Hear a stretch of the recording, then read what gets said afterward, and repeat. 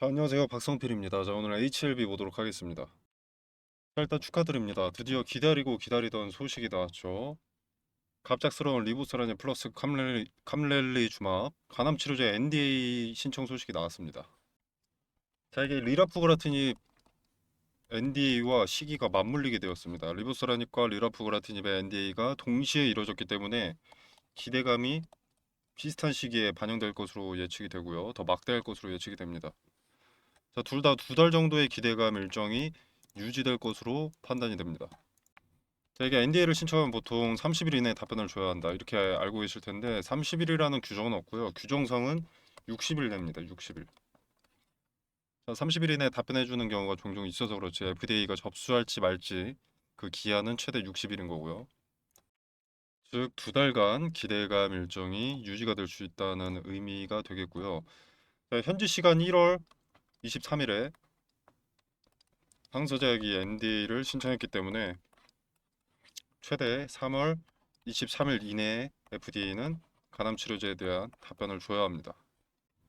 자, 리라프그라티닙은 아직 신청은 안 했지만 1월 내에 신청할 예정이라고 했으니 일정에 큰 차이는 없겠죠. 차이라고 하면 이제 리라프그라티닙은 혁신 치료제로 지정이 되었기 때문에 심사에 들어가게 되면 최우선으로 심사할 가능성이 높아집니다. 그래서 결과 여부가 리라프그라티닙이 먼저 나올 가능성이 높고요. HLB의 본체라고 할 수 있는 간암 치료제는 그 후에 나올 수가 있다고 봅니다. 자, 이렇게 되면은 리라프라티닙이 승인을 받게 되어도 이 기대감 소멸이 크지 않을 수 있습니다. 바로 간암 치료제로 기대감이 이어지니까. 자, 그래서 기존에 여기 강력할 수밖에 없는데 저항이 과거에도 박스권 상단이었고 지나고 나서도 박스권 상단이었기 때문에 저항이 셀 수밖에 없었습니다. 근데 강력한 호재를 등에 업고 이 저항이 지지로 바뀌었죠. 자, 그래서 이제 저항이 어떤 자리에 앞으로 부딪힐지 한번 보겠습니다. 일단 오늘 저항받은 자리는 자, 64,000원의 자리입니다. 자, 과거의 데이터를 보면 이 주황색 밑에 선이죠. 크게 의미가 있어 보이진 않습니다. 오히려 그보다 더 위에 과거에서 지지와 저항이 수차례 수렴되었던 수렴되었던 흔적이 있기 때문에 오히려 이 자리가 저항이 될 가능성이 더 높고요. 저항이 될 수밖에 없는 자리이기 때문에 이걸 돌파했구나 이걸 보는 게 아니라 여기 부딪혔을 때 어떤 움직임을 보여주느냐 이게 중요한 겁니다. 저항이 강력할 수밖에 없는 자리란 건 그냥 정해져 있습니다. 과거의 데이터 때문에. 자, 근데 이걸 그냥 쉽게 별다른 저항도 없이 돌파한다면 재료의 두께가 그만큼 굵다는 것이고, 그렇기 때문에 투자자들이 원래 여기서 저항이 강력하다면 여기서 매도하려고 했으나 매도하지 않고 뭐 버티거나 혹은 매수했기 때문에 쉽게 올라갔다. 그만큼 재료가 두껍다. 이런 걸 알 수 있는 거죠. 그래서 의미가 큰 자리들은 부딪혔을 때 어떤 제스처를 보여주는지를 확인해야 합니다. 그리고 지금 NDA 신청 소식이 나왔다고 안주하면 안 되는 게 HLB는 과거에 물려있는 투자자들이 많습니다. 물린 투자자들 대부분 여기서 샀죠. 그리고 그 세월도 꽤 깁니다. 24년도부터이기 때문에. 그리고 또 뒤통수 당한 과거가 많습니다. 그죠? 그래서 투자자들의 투심이 조금 오른다고 긍정적으로 바뀌기는 쉽지 않습니다. 대부분 이 뒷자리에 물려 있을 거거든요. 이쪽은 뭐 요 아래쪽들은 물타기를 했거나 했을 수는 있어도 거래가 많이 실려 있지 않습니다. 대다수의 개인들은 요 높은 자리에서 매수를 했겠죠. 그래서 여전히 행동하지 않습니다.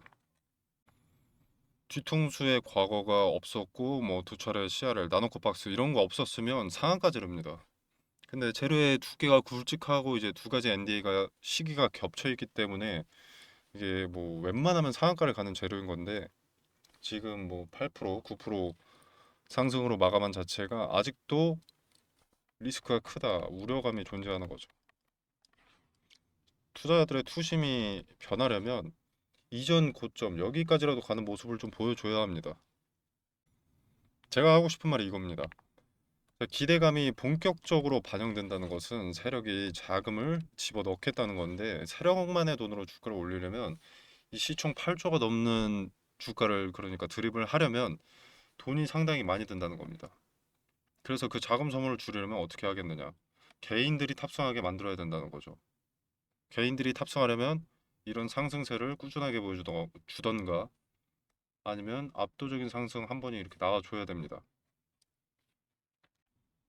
그리고 못해도 본전을 좀 줘야 되는 거죠. 자, 그래서 기대감이 존재하는 동안 이 추세를 유지할 것으로 보고요. 좀 과감한 상승세를 한 차례 보여주지 않을까 생각합니다. 개인들 탑승을 유도하려고. 그리고 꼭 하나 명심하실 건 재료 일정. 재료 일정이 다가오고 기대감에 폭등을 한다면 세력의 엑시트가 머지않았다는 것을 인지하고 계셔야 합니다. 자, 세력이라고 해서 이거 발바닥에 사서 머리 꼭대기에 파는 게 아니거든요. 그리고 세력이라고 단 하나의 주체가 아닙니다. 단 하나의 주체가 8조짜리를 지들 마음대로 휘둘 수는 없습니다. 여러 주체가 공존하기 마련이고요. 도구로 사용되는 개인들의 힘도 필요합니다. 이 개인들도 투심이 합쳐지면 하나의 세력이 되어버리죠. 근데 투심이 제각각이라는 게 문제인 건데 재료와 동시에 급등을 보여주면 투심이 뭉쳐집니다. 개인들은 이런 급등에만 매수하니까요. 그래서 이 시점에 오면 리스크가 커진다는 거죠. 세력은 오로지 개인들을 고점에 매수하는 주체로 사용을 하는데 지금은 이제 매수를 부추기고 있는 그 초입이니까요. 그래서 기대감만 야무지게 활용하는 게 좋습니다. 자, 그럼 맨날 나오는 말. FTA 승인받으면 더 오를 텐데? 그럴 수도 있죠. 근데 승인받는다는 확신은 여전히 없습니다. 두 번 실패했으니 이번에 성공하겠지. 이 생각 자체가 도박입니다. 결과를 확인하고 들어가는 건요. 경기 끝난 뒤에 하이라이트 보고 베팅하는 거랑 다를 게 없습니다. 자, 그리고 개인도 투심이 합쳐지면 하나의 세력이 된다고 했었죠. 자, 윗구간에 물린 투자자들 기다리지 않습니다. 돈 줘놓으면 팔고 튀겠다라는 사람도 상당히 많습니다. 주가가 어느 일정 수준까지 오르면 매도 압력이 상당히 강해지는 겁니다. 거기에 세력의 엑시트까지 더해지면 승인을 받아도 조정은 동반될 수 있다는 거죠. 저는 요 밑바닥에 있을 때부터 3만 원대에 있을 때부터 아직은 팔 때 아니다. 적어도 기대감만큼은 반드시 반영된다라고 강조드려 왔었습니다. 자, 근데 지금 두 가지 재료 일정이 나온 만큼 이제는 관점을 매도 타점에 둬야 합니다. 리스크 최소화에 둬야 됩니다. 내가 최대 수익을 얼마나 먹을 수 있을까? 간암 치료제를 승인받으면 얼마까지 올라갈까? 리라프그라티닙까지 승인받으면 얼마나 올라갈까? 이걸 생각하면 희망회로 올리면서 이성을 잃습니다. 가격이 오르면 오를수록 리스크는 점점 커질 수밖에 없다. 세력이라는 존재를 인정하고 이들의 엑시트는 동반될 것이다. 또 HLB라는 종목의 특성상 개인 투자자들의 투심이 부정적일 수밖에 없다는 것을 수용할 줄 아셔야 합니다. 그래서 이렇게 기대감이 반영되면 반영될수록 리스크는 커질 수밖에 없고 리스크 최소화에 중점을 둔다면 예정된 소나기를 피해갈 수 있을 겁니다. 조정 없이 올라가는 종목은 어디에도 없습니다. 승인받는다고 평생 오르지도 않고요. HLB는 물린 투자자들의 평단이 좀 물갈이가 되어야 재료가 온전하게 반영될 수 있습니다. 그리고 만약에 승인을 받는다. 이거 받고 나서도 살 기회는 당연히 있습니다.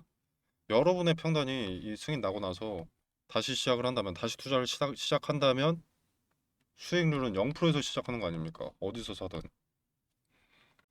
지금처럼 마이너스 몇십 프로가 아니라.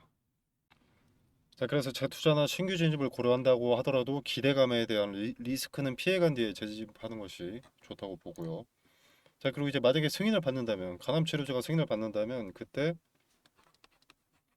LMR 파트너스의 투자 자금을 사용할 수 있게 되기 때문에 이때는 조정의 매수할 타점을 찾는 관점으로 가면 됩니다. 승인 이후에는.